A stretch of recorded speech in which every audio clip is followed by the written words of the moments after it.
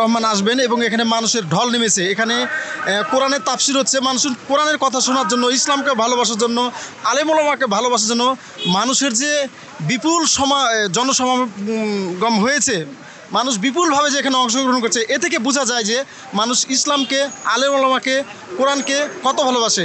নয়া দিগন্তের ফেসবুক লাইভে স্বাগত জানাচ্ছি আমি মোহাম্মদ শুভ। দর্শক, ঢাকা জেলার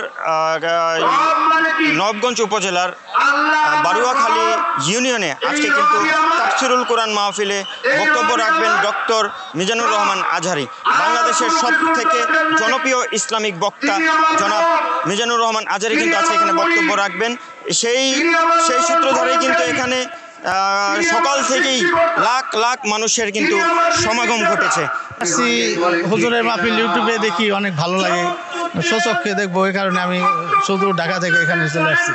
একটাই মানে তাকে সামনাসামনি দেখবো, মানে এই আকর্ষণে আমি ঢাকা থেকে অ্যাকচুয়ালি আল্লাহ পাক প্রদত্ত সম্মান তার ওই ধরনের দিছে, তাকে দেখে নেই, এই কারণে দেখার জন্য সুদূর থেকে দোহার ঢাকা, এমনকি আরো দূর দূরান্ত থেকে মানুষ আসতেছে, আমি ওই কারণেই আসছি।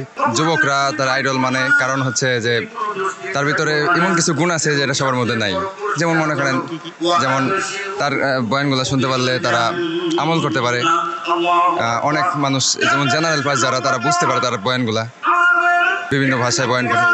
আমার কাছে তার মুখের কথাগুলো আমার কাছে ভালো লাগে, এই কারণে আসছি, বহুত দূর থেকে এসেছি। মিজানুর রহমান আজহারির মাহফিল এবং সম্মেলন সফল হওয়ার উদ্দেশ্যে আমরা ভলান্টিয়ার হিসেবে আছি। আর আমরা চাই বাংলাদেশ একটা রাষ্ট্র, ইসলামী ধর্মের রাষ্ট্র, কোরআনে এবং কোরআন দিনের শাসন হবে।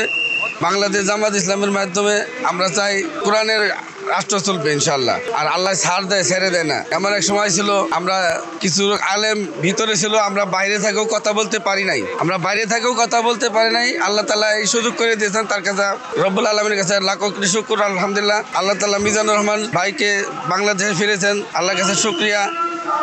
যুবক দল যারা আছে তার অনেক ভক্ত, তারা অনেক আশাবাদী। আর আপনাদের কাছে দোয়া চাই, বাংলাদেশ যেন কোরআনের দেশ কায়েম হয়। আমরা প্রত্যেকটা মুসলমান আমরা চাই যে একটা ইসলামী রাষ্ট্র হোক। ইসলামী রাষ্ট্র হলে আমাদের সকল রকম সুবিধা অর্জন করতে পারবো এবং রাহাজানি থেকে, অত্যাচার, জুলুম অত্যাচার থেকে, ইসলাম বিপরীত চিন্তা থেকে আমরা যদি দূর হতে পারি।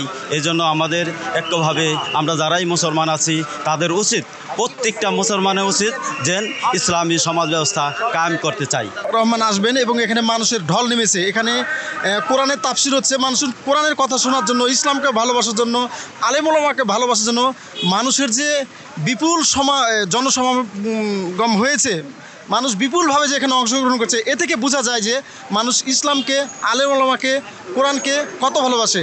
আমরা আশা করি, আমরা স্বপ্ন দেখি বাংলাদেশে একটা সুযোগ এসেছে বৈষম্যহীন বাংলাদেশ গড়ার, কোরআনের বাংলাদেশ গড়ার, কোরআনের আইন দিয়ে, ইসলামের আইন দিয়ে, আল্লাহ রাব্বুল আলামিনের নির্দেশ মতো এই সমাজ, এই রাষ্ট্র কায়েম হবে। সব মানুষ আজকে বিপুল সমাগমের মানুষেরা এটাই প্রমাণ করে, এখানে উপস্থিত হয়ে বলে মনে করে।